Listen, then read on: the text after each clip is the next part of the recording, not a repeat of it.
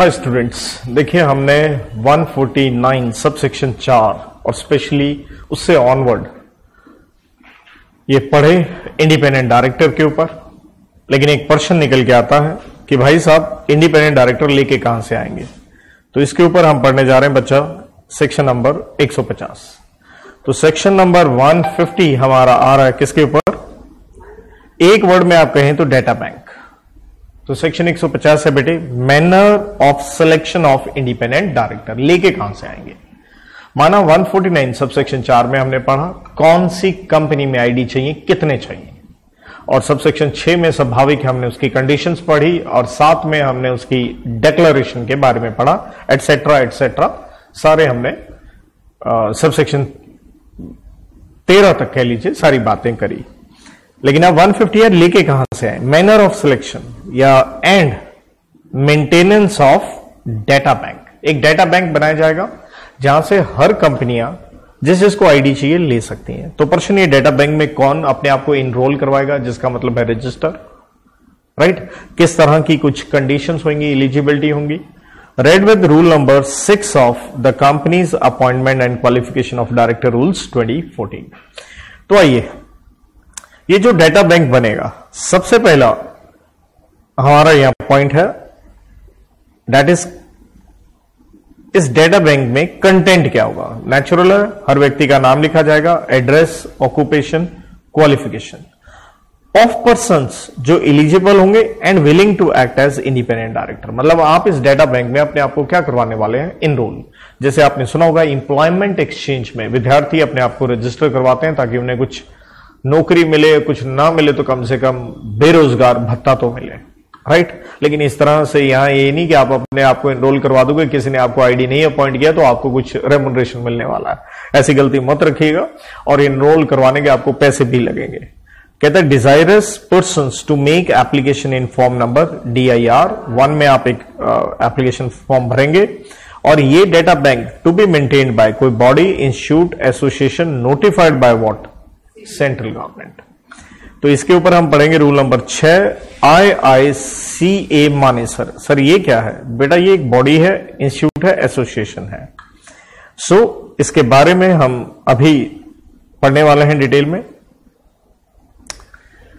तो कहता ये जो लोग हैं, ये जो डेटा बैंक है, to be put on their website for use by what? Companies. तो कंपनीज जिसको इंडिपेंडेंट डायरेक्टर चाहिए, इनकी वेबसाइट से उन इंडिपेंडेंट डायरेक्टर को ले सकते हैं। However responsibility of due diligence lies on what? Company. मतलब व्यक्ति इंडिपेंडेंट है या नहीं, ड्यू डिलिजेंस की जिम्मेवारी कंपनी की है, इस इंस्टीट्यूट वगैरह की नहीं है जो नोटिफाइड हो। And appointment shall be approved in general meeting under section 152 subsection 2, जिसमें हम क्या पढ़ते हैं? हर डायरेक्टर की अपॉइंटमेंट जनरल मीटिंग में होती है, ऑर्डिनरी रेजोल्यूशन से होती है, अनलेस अदरवाइज प्रोवाइडेड। तो इसलिए इंडिपेंडेंट डायरेक्टर भी जनरल मीटिंग में अपॉइंट होगा, मतलब ऑर्डिनरी रेजोल्यूशन पास करना पड़ेगा।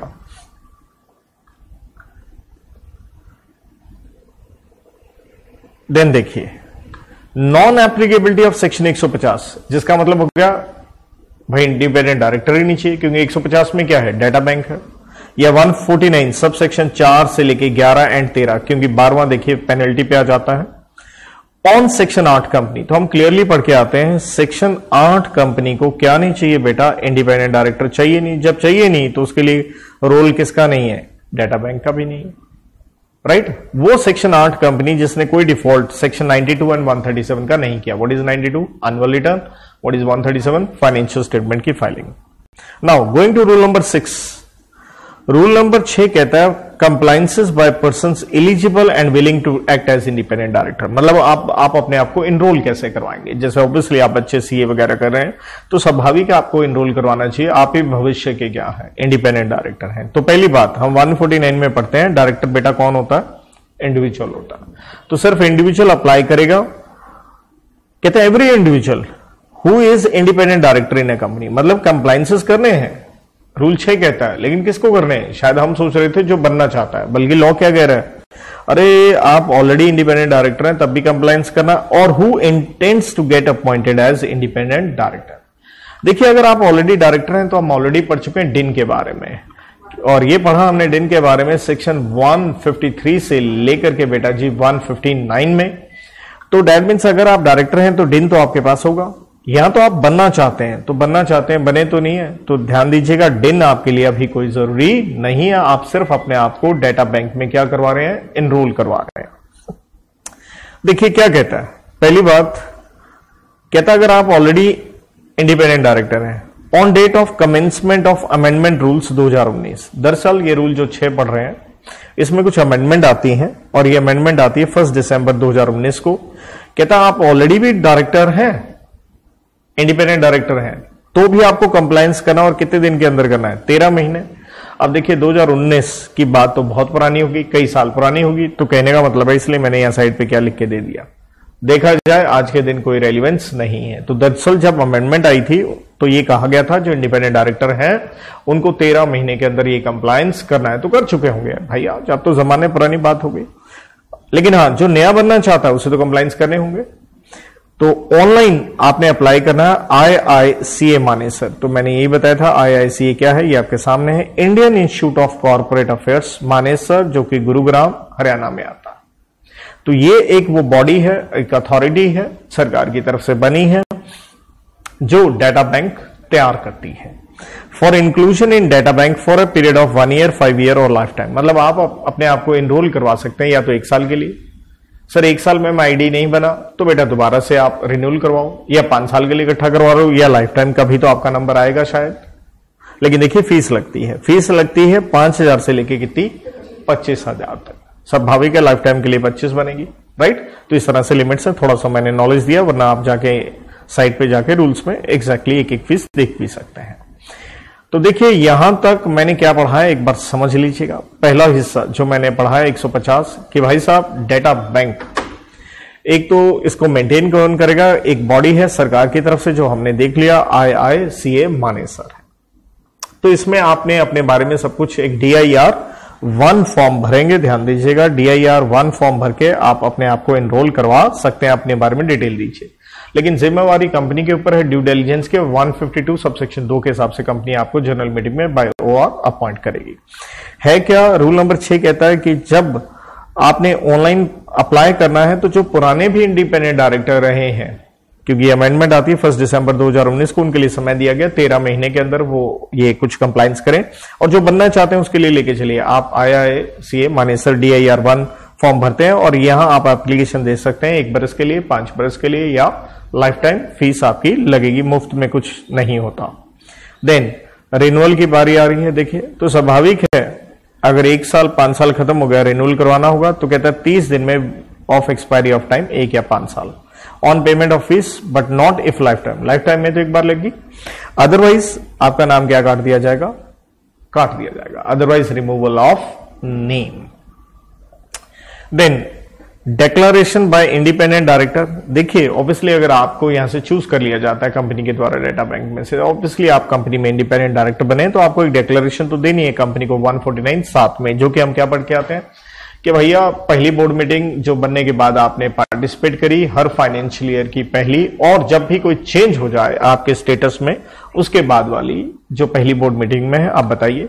साथ में आपने ये डिक्लेरेशन देनी है बोर्ड को भी। बोर्ड का मतलब है सेबी, जिसका मतलब हो गया, देखिए इंडिपेंडेंट डायरेक्टर लिस्टेड कंपनी में सेबी रेगुलेशंस में पढ़ते हैं, और हमने तो क्लियरली पढ़ा है 149 सबसेक्शन 4 में कि आईडी लिस्टेड में भी चाहिए और अनलिस्टेड में, प्रोवाइडेड वो 3 लिमिट्स आपकी लगे, 10 crore, 100 crore and more than 50 crore वाली ऑफ कंप्लायंस ऑफ रूल्स, तो उसकी आप डिक्लेरेशन भी देंगे।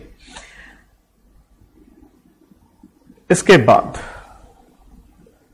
इधर देखिएगा, हमने एक हेडिंग लिखा है सेल्फ असेसमेंट टेस्ट।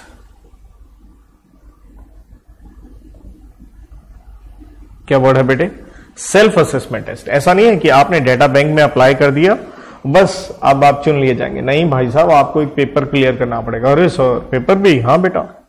कहता है with in 2 years of inclusion in data bank, जैसे आपका नाम डाला गया 2 साल का आपके पास समय है, आप ये पेपर क्लियर कीजिए, और कम से कम आपको लेने होंगे 50% इन एग्रीगेट। सर ये तो सीए की तरह होगा, हाँ बेटे।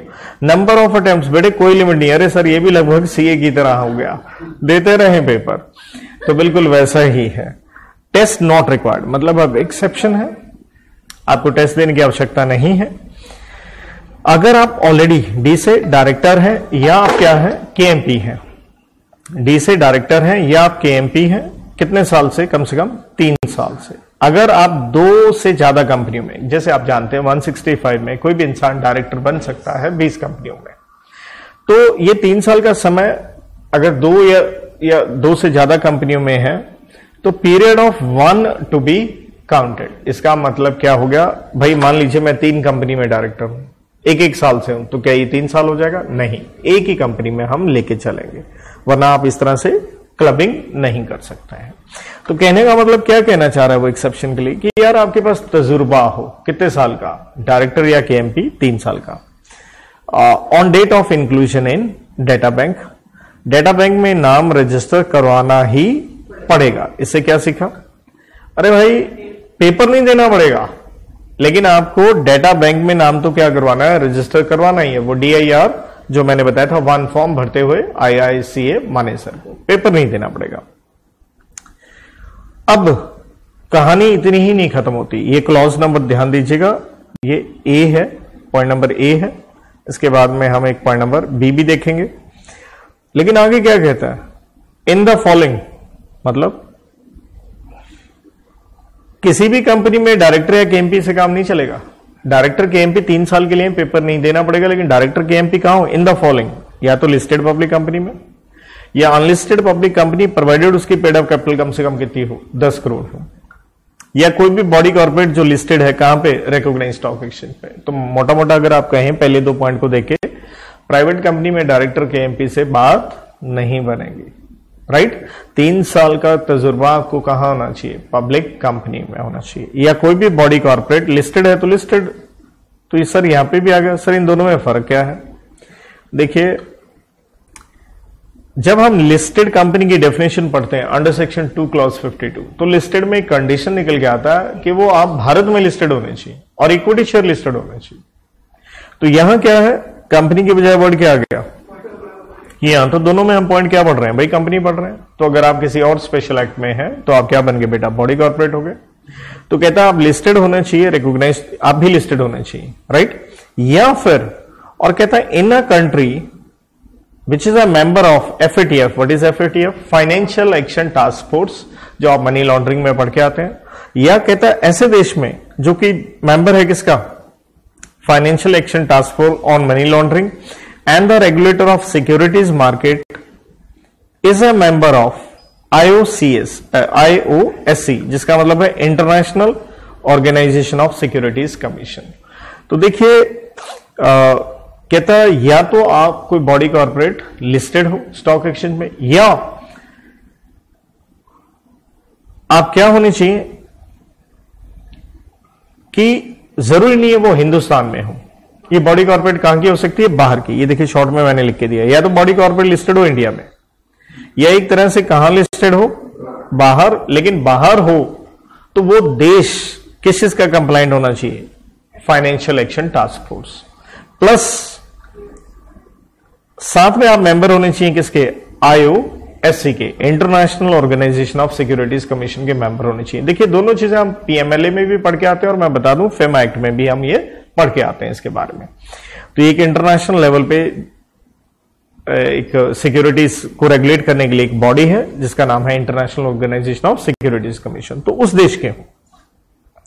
नंबर 4 बात है body corporate incorporated outside India. यहां साफ ही कह दिया गया बॉडी कॉर्पोरेट कहां की है? बाहर की। तो यहां कहां की थी? स्वाभाविक है ये वाला पॉइंट भारतीय था, राइट। आप बाहर की हो, प्रोवाइडेड आपकी पेड अप कैपिटल कितनी हो? कम से कम $2 मिलियन हो। और 5वां पॉइंट आता है यहां पे, तो यहां 5 पॉइंट है total. Statutory corporation set up under act of parliament और any state legislature carrying on what? Commercial activities. यह कहता मे बी आप सेटअप है अंडर व्हाट? Special act. किसका स्पेशल एक्ट? चाहे सेंट्रल गवर्नमेंट का हो चाहे वो स्टेट गवर्नमेंट का हो। तो आइए एक बार पॉइंट को हम दोबारा से देखते हैं। देखिए हमने क्या कहा, आपने डेटा बैंक में रजिस्टर करवा लिया, आपको एक सेल्फ असेसमेंट क्या देना है बेटे? टेस्ट देना है, 2 साल के भीतर देना है, एग्रीगेट 50% नंबर लेके आना है। अटेम्प्ट्स पे कोई लिमिट नहीं है, लेकिन टेस्ट की एग्जाम्पशन आ गई 5 पॉइंट में। 5 पॉइंट नहीं, यहां पे 2 बातें हैं, क्लॉज A एंड B। अभी हमने A पढ़ा, आप डायरेक्टर या KMP है कम से कम 3 बरस के लिए।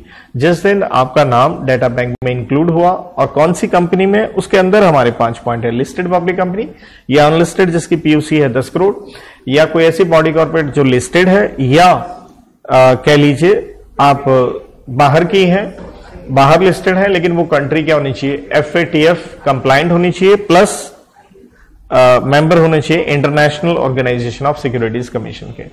और अगर आप हैं ही कौन सी बॉडी कॉर्पोरेट, अगर आप बॉडी कॉर्पोरेट हैं ही हिंदुस्तान के बाहर वाली, राइट, मतलब यहां ध्यान दीजिएगा, अगर हैं ही हिंदुस्तान के बाहर वाली तो कंडीशन है आपकी पेड अप कैपिटल कम से कम क्या हो, 2 मिलियन USD हो, या हो सकता है आप स्पेशल एक्ट में सरकार के द्वारा बनाए गए हो। अब बी पॉइंट क्या कहता है, तो ये सेकंड एक्सेप्शन आ रही है, 3 years in the pay scale. मतलब पहले क्या था, पहले हम ये बता रहे थे कि एक्सेप्शन देने के लिए हिंदी में कह सकते हैं कि एक तरह से कंपनी की औकात देख रहे थे, क्या इन 5 पॉइंट में आती कंपनी तो आपको एक्सेप्शन है। यहां हम देखेंगे आपकी औकात, कि अगर पिछले 3 साल से आपको ये पे स्केल मिल रहा है, कौन सा पे स्केल मिल रहा है, कहता है डायरेक्टर और इक्विवेलेंट इन एनी मिनिस्ट्री और डिपार्टमेंट ऑफ गवर्नमेंट। तो दैट मीन्स आप सरकार के यहां नौकरी कर रहे हैं और आपको जो पे स्केल मिल रहा है वो किसके बराबर मिल रहा है, डायरेक्टर और इक्विवेलेंट। मतलब अब आप डायरेक्टर कंपनी में नहीं है, ध्यान दीजिएगा, सरकारी किसी विभाग में आप डायरेक्टर और इक्विवेलेंट पोस्ट पे हैं और आपको तजुर्बा है in handling matters relating to commerce, corporate affairs, finance, industry और पब्लिक एंटरप्राइजेस और affairs relating to government company, statutory corporation under act of parliament और state act and carrying what commercial activities. मतलब एक तरह से सरकार में आप ऐसे पे स्केल पे हैं जो सरकारी विभाग में किसके बराबर है, उस सरकारी विभाग के डायरेक्टर और इक्विवेलेंट के बराबर है। और आपका तजुर्बा देखिए थोड़ा क्या है, क्या लिखा गया है, यहां देखिए हाईलाइट कर दिया मैंने, कॉमर्स से रिलेटेड है, कंपनियों से रिलेटेड है या गवर्नमेंट कंपनियों से रिलेटेड है। देन सी पॉइंट है इंडिविजुअल हु आर और हैव बीन। यहां ध्यान दीजिएगा, पहली बात यहां 3 साल वाला पॉइंट नहीं लगेगा, पे स्केल नहीं देखना, क्योंकि पे स्केल किसके लिए देखना है, सरकार के लिए। ये स्ट्रेट वे है उन वो इंडिविजुअल जिनका 10 साल का तजुर्बा है, या तो एडवोकेट है या प्रैक्टिसिंग चार्टर्ड है या प्रैक्टिसिंग कॉस्ट अकाउंटेंट है या प्रैक्टिसिंग क्या है, CS है। मतलब अगर आप पुराने CS है, कोई टेंशन की बात नहीं है, आपको क्या नहीं देना पड़ेगा, अरे भैया आपके लिए एग्जाम्पशन दे दिए हैं, कोई पे स्केल नहीं देखनी, 10 साल पुराने हैं उनको क्या नहीं देना, पेपर ही नहीं देना पड़ेगा। देन फिर से है हेडिंग 3 साल का पे scale of chief general manager और अबव। यह कहता आपको 3 साल से पे स्केल में, कौन से पे स्केल में, चीफ जनरल मैनेजर और अबव। कहां पे, इन। तो यहां पे पता क्या बता दिया गया, यूं ले लीजिए पहले 3 साल का क्या था, सरकार में तजुर्बा, अब 3 साल और सरकार में तजुर्बा कौन से लेवल पे, डायरेक्टर और इक्विवेलेंट। अब है सरकारी बॉडीज में तजुर्बा, 3 साल से पे स्केल पे है, कौन से पे स्केल में है, चीफ जनरल मैनेजर। कहां, सेबी हो, रेगुलेटर हो गया नहीं, सेबी, RBI हो गया, एडा हो गया इंश्योरेंस वाले, pension fund regulator and development authority, exchange board, and having experience in handling matters relating to laws, चाहे कॉर्पोरेट सिक्योरिटीज और व्हाट इकोनॉमिक लॉज। तो दैट मीन्स हमने देखा कि भाई साहब एग्जाम्पशन दे रहे हैं टेस्ट से, अगर 3 साल से डायरेक्टर या KMP है, 5 कंपनियां होगी, देन 3 साल से डायरेक्टर KMP नहीं कहा गया, आप क्या है, सरकारी नौकरी में है और डायरेक्टर या इक्विवेलेंट में है या सरकारी जो बॉडीज में है, कौन से लेवल पे है, चीफ जनरल मैनेजर के पे स्केल आपको मिल रहा है। एक आम आदमी के लिए, आम आदमी कौन हुआ, CS एडवोकेट वगैरह, उनके लिए हमने कोई 3 साल का कंडीशन नहीं डाला, बस आप कितने साल पुराने होने चाहिए, 10 साल के प्रैक्टिसिंग होने चाहिए, आपको पेपर देना नहीं पड़ेगा। तो ये है बेटा हमारा सेक्शन 150 डेटा बैंक, और ये यहां पे होता है समाप्त। Thank you.